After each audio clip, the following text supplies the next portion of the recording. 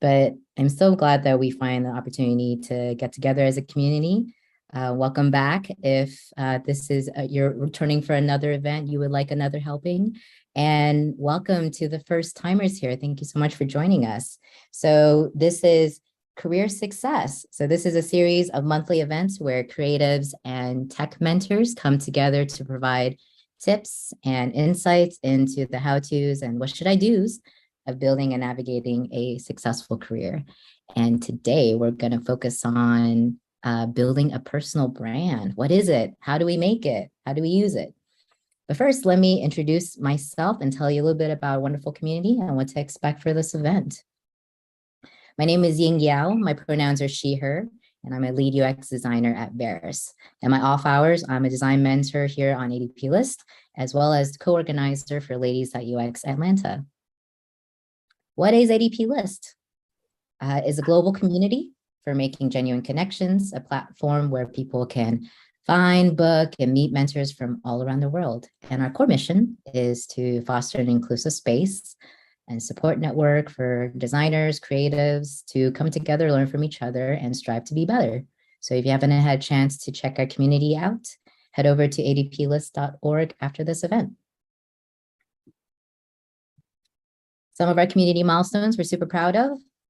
Since ADPList has started, we have grown. We now have over 4,700 mentors on the platform, which leads to a lot of quality one-on-one time, 50,000 one-on-one sessions. We've hosted over 600 events tackling a variety of topics, and a lot of those events are recorded and available on our ADPList YouTube channel, so do check that out and subscribe. So with our platform touching over 70 countries, we're very proud of the global impact that we've had on connecting creatives together, and it's thanks to you all. So what to expect for this event? Yes, this will be recorded. There's always like top question. This will be recorded and available on our YouTube channel. We are going to do an audience Q&A partway through into the event. So we will drop a pigeonhole link that we would use for that audience Q&A. So when you click on that link, you'll have an opportunity to submit a question as well as vote on questions that you would want our speakers to tackle later on. Of course, this is a safe and respectful environment, so no hate speech, no discriminatory behavior, please.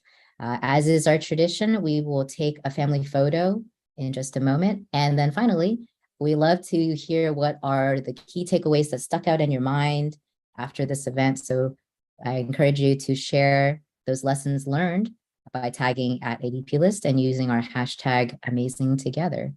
So with that, it is time for our family photo. So if you are cool with having your camera on, I encourage you to. And please show us your best smile or your angriest scowl. No judgment here. I've seen people bring in their favorite objects. I've seen pets. I've seen, I don't know, like toys and stuff. So feel free. And then Moshobe will be our camera operator. Awesome. Liz, I love the duck. Pretty amazing. I can see like, right here. Yeah, I can say that's really pretty dope. So glad to see everyone. So I'll go through the screens. I have a couple of screens here. So hold the pose, do that smile, and I'll go through. So thank you so much. Screen one in 3, 2, 1. Okay, I'm going to go to the second screen. 3, 2, 1. Go through the third one. 3, 2, 1. And the final one. And yes, I'm done. Back to you, Ying. Wonderful. Thank you so much. So we need receipts that you were here, right? That we can make sure that we all are here and are learning together. So thank you for that, for sharing your lovely faces with us. All right. So these days, it can be challenging to stand out as UX professionals in highly in demand in our rapidly shifting field, right? Online portfolios and LinkedIn profiles may not be sufficient enough to attract new opportunities, to grow a network, or to engage with new clients. So whether we like it or not, every one of us is a brand. What exactly is a personal brand? And to answer that, we have our lovely mentors Michael and Sarah here to join to talk about that with us. So Michael is a product designer at Xero and Sarah is a UX writer at Spotify. So we're going to discuss the importance of creating personal brand for UX professionals and the key elements to consider when building one. So Michael and then Sarah in that order, if you can unmute and then tell us a little bit about yourselves, and then we'll get started with the first question. Yeah, sure. So I'm Michael. I'm a product designer in New Zealand, currently at Xero. I've only just been here for the last 6 months and really enjoying it. And a fun fact about me is that I play bass on the side. And over the pandemic, I actually got a bass lesson from one of my music idols as well. So that was a really exciting experience for me over the pandemic. Well, who was the idol? His name is TJ Bell, so he's the bass and rhythm guitarist for my favorite band, Escape the Fate, and he was doing some discounted music lessons, so jumped on that one, and he managed to teach me a whole song front to back in the 1 or 2 hours that we had together. What a moment. That's so cool. Yeah, how are you not embarrassed? I would just be like crazy. I was definitely fanboying and definitely like very excited when I first jumped onto the call. Very understandable response. Thank you for sharing that with us, Sarah. Yeah, hi, I'm Sarah. I am a user experience writer for Spotify. I am also new to my company. I've been there for about 4 months. And I live in the central coast of California in Santa Barbara, if you're familiar with our area. Outside of work, I am a wife, I am a mother. I have a 1.5-year-old who is truly like the light of my life. I did not think that parenthood was like, I mean, I'm like, people do this every day, like how, extraordinary can it be? And then when I became a parent, I was like, this is the coolest thing ever. So that occupies a lot of my life outside of work, but I also enjoy music and cooking. I am currently teaching myself how to play the ukulele, which will be my 3rd instrument that I know. And last night I made scallops cooked with roasted cherry tomatoes. It was this random New York Times recipe that I found that was like so good. So highly recommend creep in the New York Times recipes because there's always some winners in there. So yeah. You're making me hungry over here. I know, it's like dinner time for some of us. That should come with a warning. It's like we're having like a lovely evening. Like we're gonna get serenaded and then we're gonna have a lovely dinner together. It's perfect. All we need are just like kind of like some lo-fi tunes from Michael, and I'll just like read you guys recipes, and it's gonna be a wonderful evening. But that's not really what we're here to talk about, I guess. Yeah, y'all just we're here to talk about like a music lesson and cooking lesson, and I'm here for it. I think it's going to be the most relaxing session we've all experienced. The relaxing, most hungriest session. Okay, with that, to our audience, I should have mentioned this before. So the format of today's event is going to be kind of the vibe you've been already experiencing so far. It's going to be a fireside chat discussion. We have some questions prepared to dive into the topic of personal brand and how to build it. And then we will move into the audience Q&A. So that will be our vibe today. And with that is the very first question. We have to establish a shared understanding, right? And have that clear communication. So the very first question is, what defines a personal brand? So Sarah, you want to go first with your answer, and then Michael? Sure. So first of all, I think it's important to say that a personal brand is personal. So it's okay if your definition of a personal brand differs from someone else's, but I didn't really understand what it was for the longest time. And so I'm going to share my definition with you all that I have created over the course of my career and how it served me. So I really see a personal brand as something very simple. It's how you make people feel. And I think that goes for both in person, and I think it also happens online. And I think it also crosses over into your personal life and your work life, as it should. If you are truly being true to like who you are, you should hopefully be the same person at work as you are in your personal life. So for me, I have really seen creating a personal brand flourish when I have done it through defining my values. And I personally, I took the time to lay out like my top 10 values in life. And then in each season of life, and I can kind of define a season, it can be 6 months, it can be a year, whatever it is. I pick 3 that I'm like, I'm really focusing on these right now. And like, these are going to show up in how I make people feel, AKA my personal brand. So for example, I think it's really helpful to like know what, my personal values are in this season and how I'm using them. Right now, I would say my top 3 values are intimacy, creativity, and stability. So picking these personal values, you can really be just like selecting some words and creating your own definition. And so for me, how these show up in work with intimacy is I really strive to get to know every single project as deeply as I can, get all the context for it. Same with my coworkers. I love to know, what's happening in their life outside of work and remember what's going on with them and try to like make sure I'm touching base and recognizing them as humans outside of just our work environment.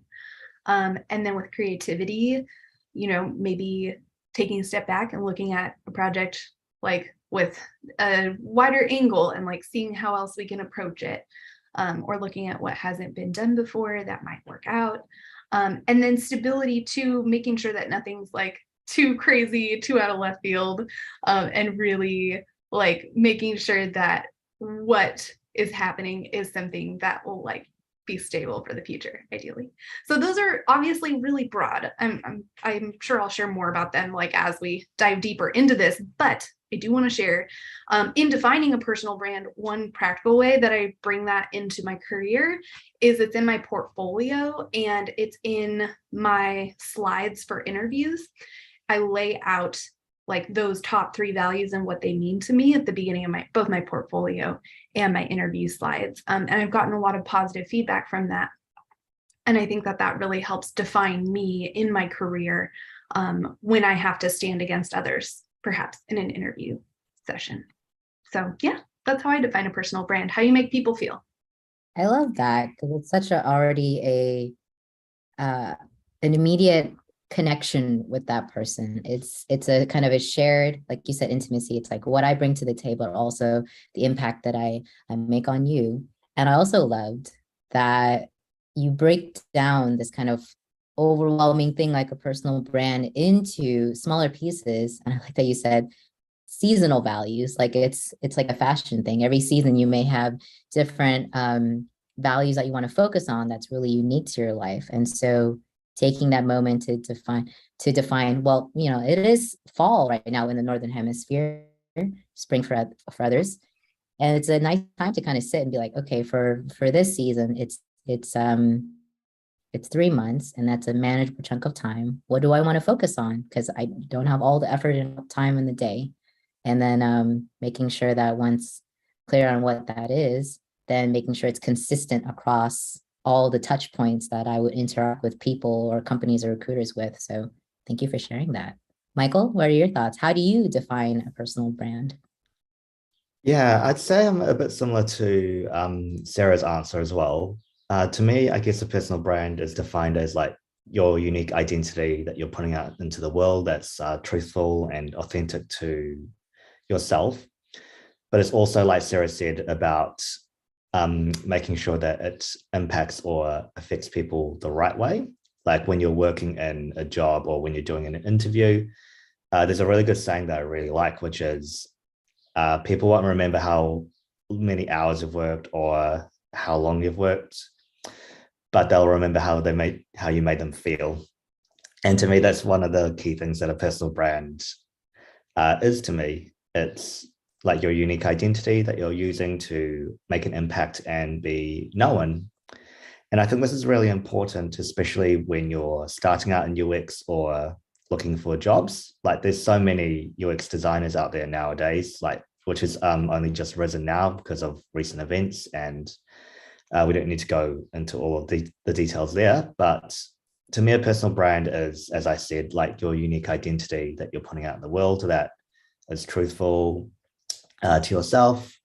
It's authentic. You're not making people feel bad or putting them down. And it's unique to you. And it's about using the strengths that you have to make yourself stand out a bit more from the crowd as well. I love that. I love that you both focused on feelings, and with that effect of like, okay, this is the end result of how I want that person to feel, like enlightened or curious about me or impressed or anything. Then you have this whole opportunity before that end result to kind of craft the way that you get there. So it's not like there's one size fits all strategy to do it. It's, well, how would I want to feel as the recipient of this? And then how do you call it, reverse engineer it? So thank you for kind of focusing on the emotional aspect, which is very important. And as you said, makes a very strong impression for everybody. So now that we have understanding of what a personal branding can be defined, and as we've heard from both Sarah and Michael, it's has overlapping similarities, but also like differences which are unique to them. The next step is, well, how do you get started? We have this big task in front of us. How do you get started, and what would be like the first step that you take? Michael, you want to go first this time? Yeah, definitely. So I think for me, when I thought about my personal brand and how I wanted to sell myself to the world, I had to kind of take a step back and think about what are the strengths that I have and what do I want to stand out in job interviews or in the opportunities that I might be working in. I think all of us have strengths and we all have weaknesses, but as humans, we're all unfortunately quite hardwired to seeing the negatives, I guess, first, rather than seeing the positives. I think that's quite common, especially in something like UX, where it's quite a comparative subject, because, that's what you're doing all the time. You're comparing designs against designs, you're comparing technique against technique as well. And I think that can sometimes be a little bit of a drawback, especially when it comes to your own personal brand identity that you're trying to put out to the world and be seen as.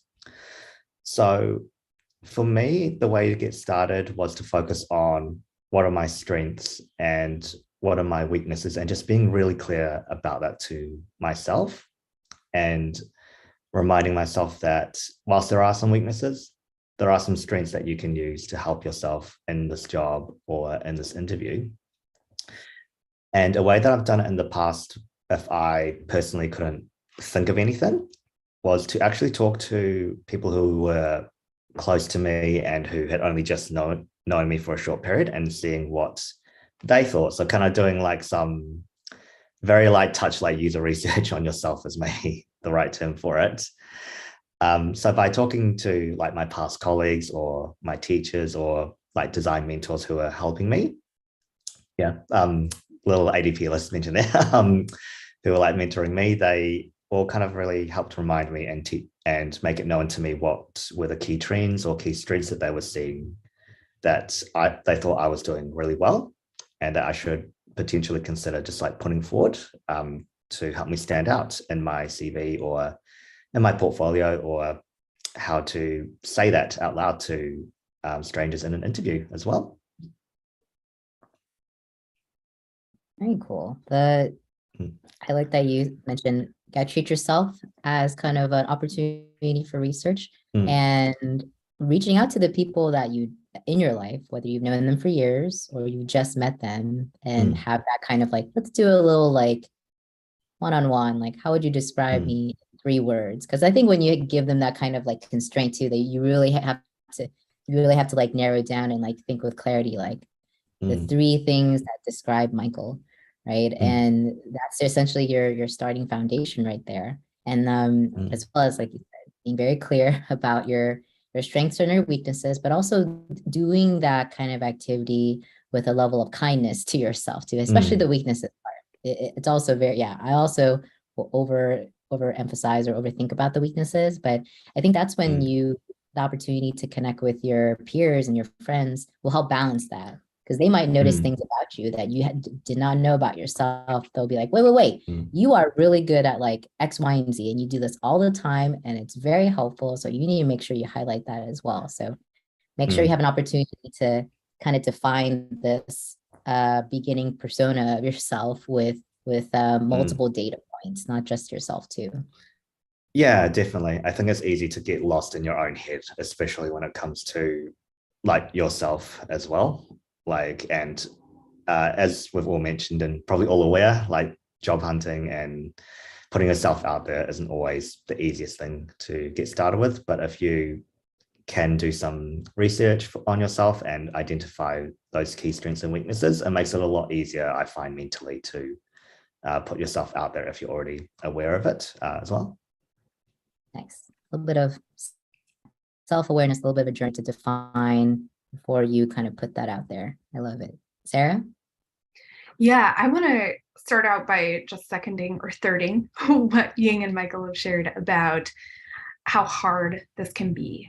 And if this is your first time thinking about creating your personal brand, you have to acknowledge the elephant in your head, in the room, so to speak, because it's very intimidating to try to define yourself or come up with your strengths just off the bat.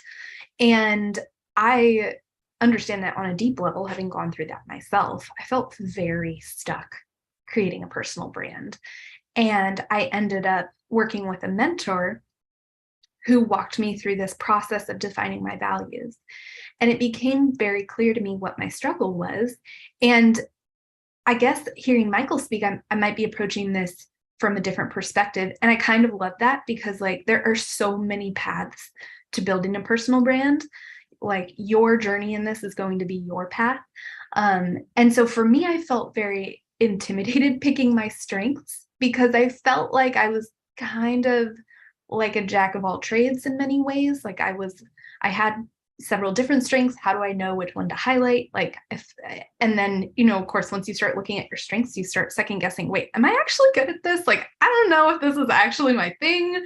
Am I just, like hyping myself up for something that I'm mediocre at? So I got in my own head a lot with that.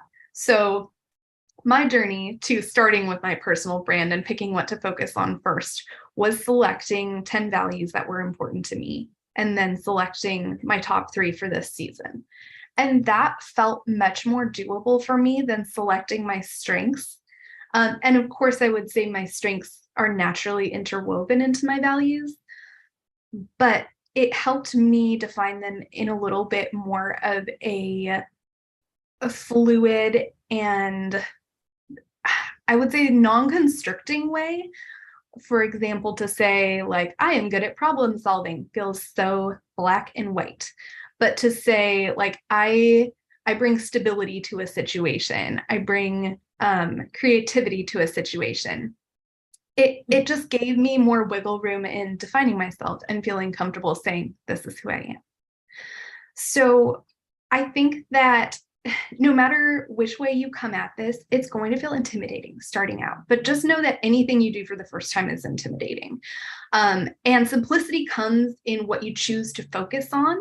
So I would encourage you to pick your approach with what feels right in defining your personal brand.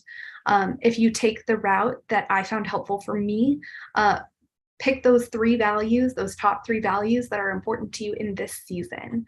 And I mentioned this before, and you may have heard it in my own values. They can be broad words, and you are allowed to write your own definition for these words that you find inspiring, because this is a personal project. So once you have those 3 values, then you get to decide how they show up for you. And so a good example of that with my values, with creativity, stability, and intimacy, as I try to weave them into how I show up online and in person. And I feel like we'll get more into that later, but I think don't focus on where you're showing up first, because you won't know how to show up.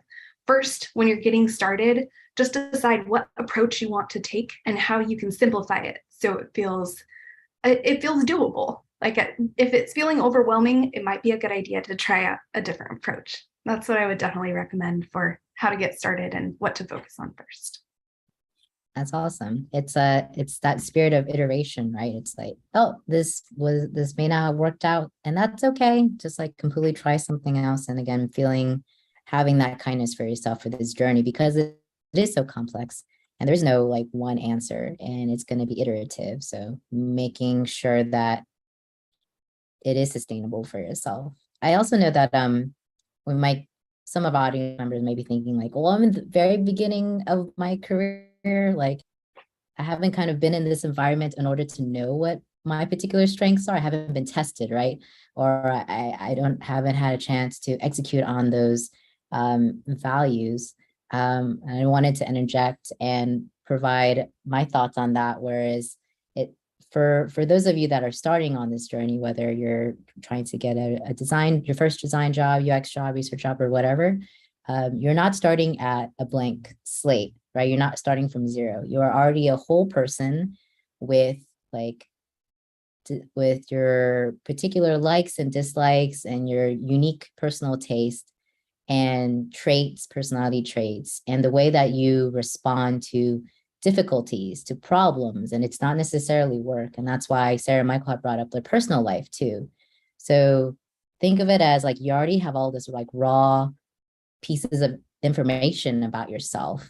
And so it's really just kind of crafting it together. So don't think that like, oh, I have nothing to offer right now because I'm new. Like you have plenty, even from like your childhood, your upbringing. Those experiences have shaped who you are, how you respond to challenges, how you collaborate, how you communicate, have always been there informing you, influencing you, and it will be the same moving forward as well. So I wanted to bring that up for anyone that might be feeling kind of, like you said, stuck on that aspect as well. Talking to your friends and peers. I've also suggested like you can also take a personality test as a foundation too. Anything from like those 16 personalities, Myers-Briggs, DISC assessment, even like a horoscope, right? It's like insight into yourself as foundation to then start kind of crafting further and adding into it if you feel like you need to have some type of like starting material. So there's that.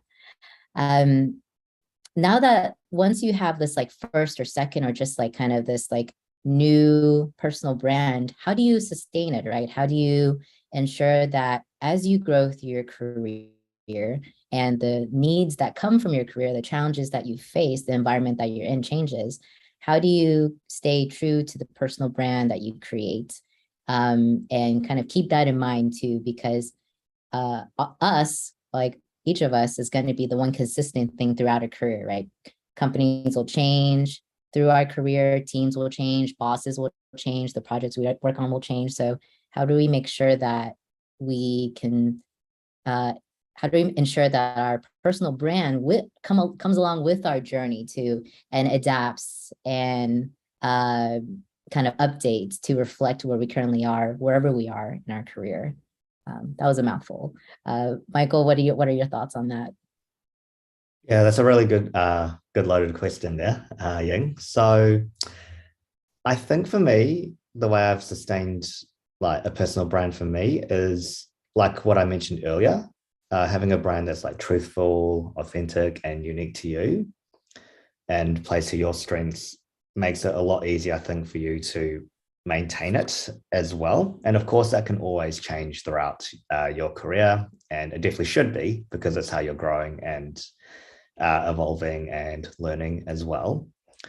But by having kind of similar, I guess, to what Sarah has said, like if it has your values in it and it's something that you can be honest and true about to yourself, that makes it a lot easier to sustain and keep going.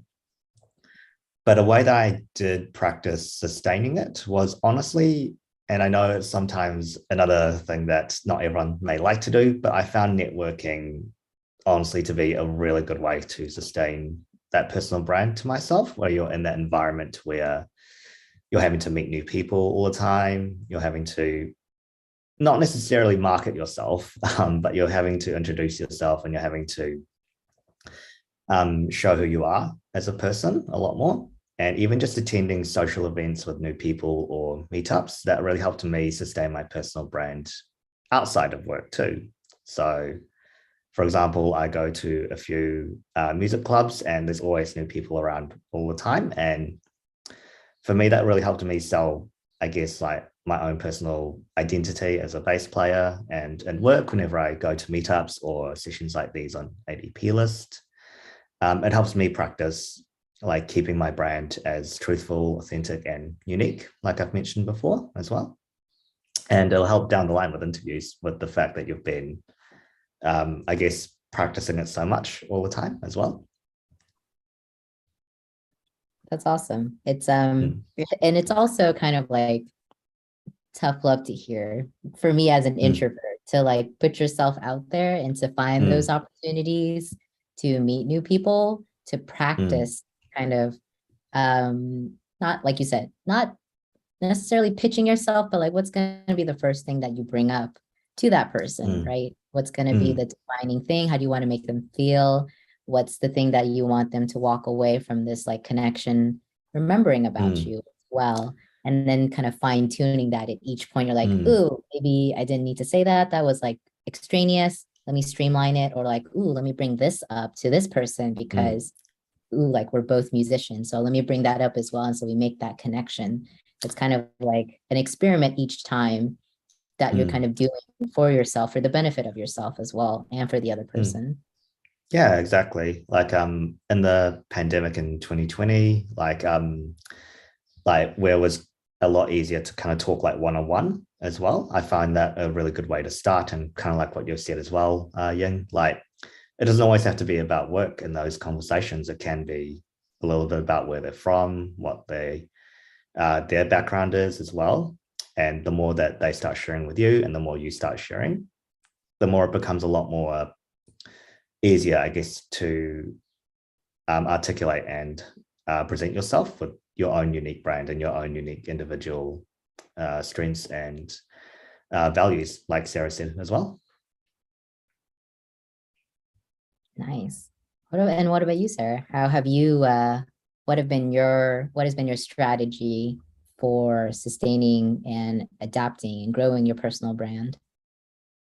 Well, I think it really aligns with what Michael said about being truthful. A personal brand is only going to be sustainable for any of us when it's backed by who we actually are. And I think that there's a lot of vulnerability in this, with showing up when you feel like your life is not quite perfect and even quite a mess. And I think that acknowledging that brings a lot of humanity into whatever room you're in. And that really brings like that personal aspect in. So as far as how you sustain that, I think it's important to notice if it feels like a crazy amount of work. Like if you're feeling like you're trying to put forward a persona and it's exhausting, it's probably because it's not actually who you are, or you are fitting who you are into compartments that don't feel like a great fit. So I think this is the power of getting specific with your values first, because if you define yourself as a problem solver, or even perhaps you define yourself as like, I'm a problem solving extrovert who loves to make pickles. That's pretty limiting in a way. So if you're a problem solver, hey, if any of you define yourself by making pickles, please message me, because I would actually love some of your pickles. I actually love a good homemade pickle. Anyway, but there's so many limitations there, right? And it doesn't really give you a lot of room to grow. And you might find, that problem solving is spending a lot of time in a virtual world. Maybe you get yourself caught up in a lot of online arguments, for example, disagreements, and you find it really exhausting. And that might not be the most sustainable way for you to show up and make the most impact with your personal brand. So that's just an example. But like if you're pushing and you're like, why is this so hard? Maybe that is just not the area you're supposed to push in, and it's just your personal brand giving you some redirection. So in terms of sustaining it, when you get specific with those values, it gives you accountability in how you show up, and it gives you parameters. And I'm going to give you guys a great example of this from my own life. So when it comes to sustaining your personal brand, again, let's talk about how are we sustaining how we make people feel. And that happens through how we speak and act. Just to simplify it, sometimes it helps to replace words we used often like brand with this is what it means in real life. So for example, around the time I was forming what I wanted my personal brand to be and defining my values, that was when I became a mother. And during that period, for many people who grow their family, once you become a parent, you start to experience an identity crisis that's not unlike being a teenager or adolescent, because you're redefining who you are, how you see the world, how you interact with people. And there's a lot of internal turmoil, or there can be, at least I experienced a lot. And I was not sure how to sustain this personal brand that I had just decided upon with my 3 top values. And I said, my time is really limited. I don't have a lot of extra to give right now, but how can I use this personal brand and how I speak and act primarily online, because I was working remotely and a new parent, so I wasn't going out all that much. And so I kind of just molded over and I'm like, what's my capacity right now? How can I sustain this? And so I thought about LinkedIn, and I was like, okay, how can I creatively bring my personal brand to LinkedIn? And I said, you know what? I don't have the bandwidth to like create some really like viral worthy posts or hot takes or anything like that. That is not me right now. That is not sustainable. The idea of doing that gives me anxiety. But I was like, I can support content on LinkedIn that aligns with what I believe in and what I think will benefit my network. And so creatively, I decided if I comment on something, I am going to be intentional with how I comment. It won't just be great job. I will point something out that like I really appreciated about the post or the person. And then I looked at intimacy and I said, okay, I am currently in the middle of a job search and it feels really lonely amid all of the LinkedIn success posts. So what I'm going to do is I am going to comment on job posts that I see and tag people I know who are also searching, because intimately, I know we must all feel this way. And so just boosting it in the algorithm just a little bit, like it's good for everybody. And then stability wise, I told myself, I'm like, okay, how many times do I just get on my phone and like scroll Instagram and TikTok instead of like doing the one thing that I was going to do on my phone? I'm like, I'm going to challenge myself that anytime I feel tempted to a non-work related social media platform like Instagram or TikTok, instead, I'm going to go spend that time on LinkedIn. I'm going to create this stability for myself that I'm just going to spend 5 minutes on LinkedIn doing those things, commenting, and tagging people in job posts. And that's it. That's how I'm sustaining this right now in my work life. And then in my personal life, I honestly did something quite similar. I'm like, my bandwidth is really limited. How can I create intimacy with my friends? You know, as a new parent, how can I still stay in touch? How can I bring creativity to my life? Because that's something that brings me joy. Honestly, I think that was just getting like new pillows for the couch. And then stability, like how can I make sure I'm setting aside like, you know, time to just go get some fresh air by myself without a little baby attached to me. And so honestly, like I think sustaining a personal brand can sound super intense, but honor your bandwidth and that's how you sustain it. So for me, that's, you know, my journey so far, and I know how I sustain it will be different in every season. I love that. Honoring your bandwidth. It's another way to be kind to ourselves during this like very, very long journey, is that there'll be different phases of your life. And that's a great opportunity to check in and be like, I still want to be true to these particular values or things that are important to me. How can I do that with the limited capacity I have? It's kind of like, what are the low efforts that still will have high value or high impact? I love that. I will also add in terms of like sustainability is also understanding where you've come from in the past as well. And that's a general advice I like to give my mentees about, like, don't compare yourself to others, compare yourself to your past self. So that's the fair activity to do.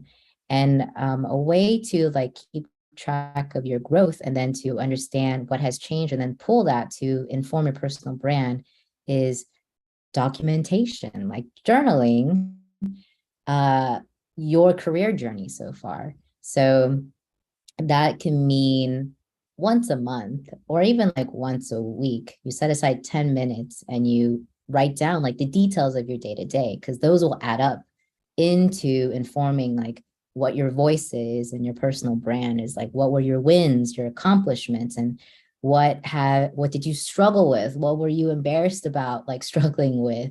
What were some moments this past week that has really made an impact on you? Maybe you don't know why, but you write that down. And that type of consistency is similar to, sustainability, where that little bit of effort that you do for yourself, like once a month or once a week, it grows exponentially, so that when it comes to the time to like start crafting for the first time or crafting for the 10th time, updating your personal brand, then you have all of this information, all of this like work already done to make that work easy for you. Like, because I will guarantee you, when you have to look back 6 months ago, you're going to miss a lot of the really interesting moments, right? And those moments tend to be like what Sarah and Michael have talked about, the emotional moments, right? The emotional moments in your work, in the problems that you were facing, the challenges that you were facing, and how you went about it. Those end up being really insightful and interesting for other people to hear about, right? So that's my tip, is journaling. It's also good for you, for your mental health as well, is keeping some type of journal log. And if you Google either career management document or what was the other one, career hype doc, that's a great way to start creating your own like kind of career journal to reflect back on. I have a little 10-minute reminder every Friday to like stop everything. I'm like, okay, all right, what did I accomplish this week? I'm like, but I'm in the middle of working something. Like, no, this is for future. It's for future Ying. It's for future all of you to put in the little bit of effort now to be like, okay, I did this week, and this is what I struggled with. Okay, and that's it. And then that again will add up over time, and future you will thank you for that. All the small efforts now that have big impact later on.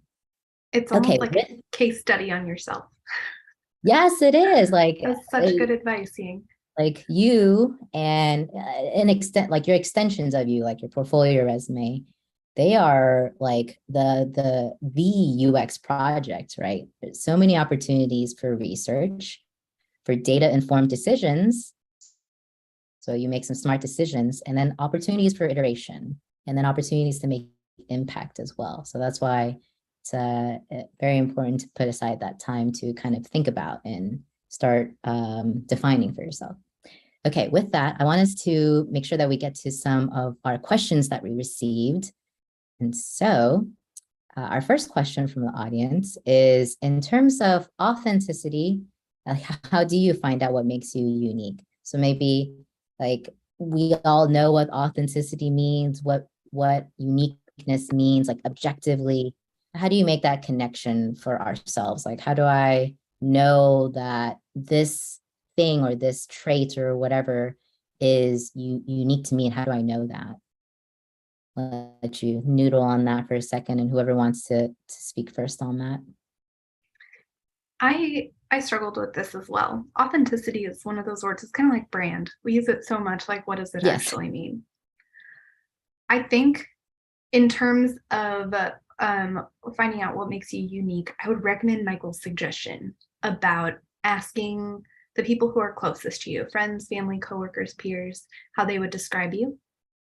And then I would also second Ying's advice on taking time to journal about your struggles and wins, and use that as kind of a sounding board for looking for patterns and themes and things that happen and are used to describe you or how you describe yourself. Yeah, I would definitely agree to all of what Sarah said. And also, I think it's also kind of just about trusting your gut as well. Like, if you don't feel inside that it's like authentic to you and that it's not something that you feel comfortable saying, I think that's a really good sign as well, that what you've thought might be the correct thing for your personal brand may not be the right thing as well. That's good. Checking in with yourself regularly. It's like, I said that, or I posted that, or whatever. Is that really, did I feel good about that? What would I do differently? So an opportunity to do a retrospective each time that you have an opportunity to practice, like meeting someone or connecting with someone and saying a little bit of who you are.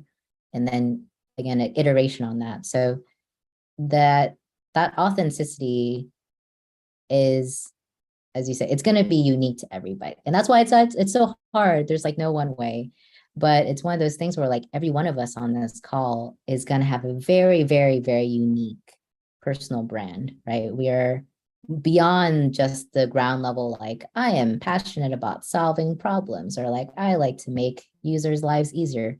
There's so much, it's like the tip of the iceberg. There's so much more below the surface for each one of us that makes us all unique. And that, again, it takes iteration to kind of like dig and then like unearth that and then like craft that so that it works well for us. Like, and again, it's going to be an ever-changing thing. So I do agree with you, Sarah, about like authenticity is very brandy and markety to the point where it doesn't feel authentic anymore. But it's one of those things where I think when we talk more about like branding and like salesy stuff, it's very like fast and very viral and very trendy. But authenticity for each of us as people, for each of us, it takes time to figure out, to foster, and that's okay. But that also means it truly is authentic. Like you're likely not going to change too much about your core self, in your deepest level, but like certain things might change, like layers of an onion too. So I think it's also important to differentiate, like personal brand is less about like always about marketing yourself and putting up a front, and more about like, this is who I am roughly in this situation, in this environment, and this is what's important to me. And that, I think that really like shines through for whoever is going to interact with you or connect with you on that. Absolutely. And can I add one more thing? Yes. As you were sharing about like how authenticity is such a fast-paced like marketing feel, what came to mind is that slowing down is the best thing that you can do if you're struggling to find your unique self. And I don't know if this is going to get any pushback, but I would say if you feel like you're struggling to find yourself, limit your time on social media watching other people, any platform. Just like put yourself on a fast. It's going to be really uncomfortable, but it might just be the best thing you do for finding yourself and feeling peace in labeling yourself. I fully agree with that advice. One too. I need to take my own advice often. Let me tell you. Do as I say, not as I do. No, thank you. I love the very actionable things too that we may not really think about in terms of like personal brand is like, get off your phone. Every time I get a new phone, I'm kind of sad on the inside because it's like, I want these new things. I don't want the new shiny like version of the app and ways to engage with me. I want slow. I want like time away. And to, again, have that space and that time to reflect, to really like get in my head in a healthy way, and then think through, like, just think through these moments, these experiences that I can then like articulate. So that's a really great advice. We should all follow that. Michael, we want to add to that as well? No, I think I pretty much am on the same page with everything there as well. Solid. Okay.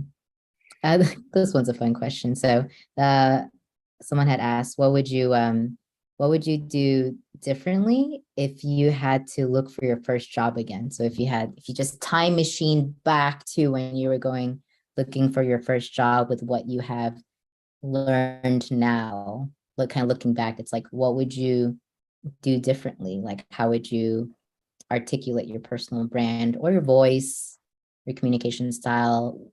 Would you have done anything differently if you were to go back? I would probably have changed the way that I had articulated myself as well. Like, I think when I was starting out as a designer, because I started out as a designer developer, but I actually wanted to go down UX, I would have developed a much stronger voice, I feel, about where I wanted my career to go, rather than sort of taking on all these extra responsibilities that I thought were great, but we're still like deep inside maybe not the way I wanted to go as well. So I definitely would have become much stronger at articulating, because as the saying goes, humans aren't mind readers. We need to tell people, and we need to express what we're feeling to people. Otherwise, it'll just bypass all of us as well, and we won't know when something's gone off course, or when there's something that can be improved for yourself and your career as well. So I'd say I would have improved my articulation abilities in my job. And I'd also probably have been kind of like what was mentioned before, a bit more kinder to myself in terms of time. Because when you're starting out in UX, the kind of horrible, not the horrible, sorry, but the wrong impression is that it's always like hustle, hustle, hustle every day. When in truth, you do need to take those breaks, and you do need to have some time to reflect and make sure that the job you're applying for is the right job that you want to go for, and that you're not going to just wing it and skip and leave the job after like 6 months to a year instead, because that can be a pretty tiring thing to do as well. Kindness to yourself. Yeah. Sarah? I second all of that. I would also say I would have found a mentor earlier and invested myself in that process earlier. I grew so much once I started working with mentors, both free and paid. It was just like insane. And that's when I saw real growth. Lovely. Yes, it's helpful to have a second opinion or a second perspective with someone who's like your peer, a little bit senior, or someone that's a few steps above, right? To share your particular problems that you're facing or what you're struggling with, and know that you're not the only one. Even just knowing that is a balm on your heart to know that there are different ways to navigate it, and just having someone hear you out so you don't feel alone can help. And they can, again, like have that fine eye to help you craft, your personal brand on that as well. So that was a very, very great way to bring up our awesome community, to find different mentors to help you on your journey, different perspectives on that as well. I know, Sarah, I saw you messaged in the chat. I think I do want to get into it because I think that's very, it's relevant to a lot of us. But the design community, I'll just first say, like, design community has very diverse people, very different backgrounds, walks of life, experiences coming into the industry. And that's great because it ensures that the products, the software, the tools that we design, that we create, that we build are inclusive of all of those perspectives as well. And for this particular question, it's about navigating your career and also as a parent, as a mother as well. So I'm sure you're not the only parent or caregiver or guardian in the call, and someone is curious to understand how you navigated that and figured that out as well, a little bit more of your experience with that. Sure. So it was the hardest thing I've ever done. I'll tell you that for sure. It's also been the most rewarding thing that I've ever done. And I'm not strictly just talking about parenthood, but also essentially working two jobs of working in UX and then also being a mother. So as far as navigating it, building up your support system is huge. And I noticed that our question asker said that they're currently pregnant. So what I would recommend that you navigate from the start is making sure that you take full advantage of the parental leave that you're offered, and treat that time as sacred, because what you don't realize is that that's time that you don't get back, and your body has also been through a tremendous process of growing a person, which is literally insane. It is like one of the coolest things your body can do. So I would say, like, truly carve that out, protect that. You will not lose out on anything that you cannot replace when you get back when it comes to your career. But you really can't replace that time healing and bonding as a new family. And that's something that I think society is getting better at honoring, but they are truly like still behind on that. So you have to advocate for yourself, be shameless with it. You deserve it. And then you guys can probably hear my own, I don't know if you can hear my daughter. She just came home. But I know, right? Seriously, she does exist.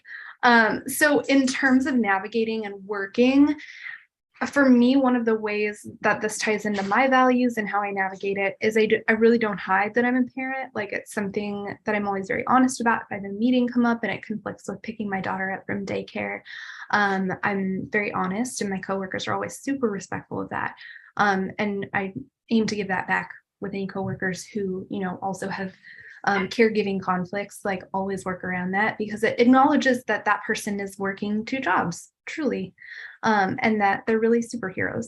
So in terms of navigating it, the second practical tip I would leave for you is create a practical care plan for your child as early as you can. Brainstorm that, get on care provider wait list if that's a thing in your area, and really be practical with it. If you're relying on family members or anybody like that who's pitching in, make sure you've got everything locked down so that you don't have to deal with that stressor, and you can just focus on entering back into work and having peace of mind that your child is well cared for. That's really instrumental in being able to focus. Thank you for sharing your journey and your valuable lessons learned on that. I hope that answered that person's questions as well. And I'm glad that person asked it too, because it's again one of those things where, like, to have a great personal brand that's authentic and unique to you, it encompasses more than just work.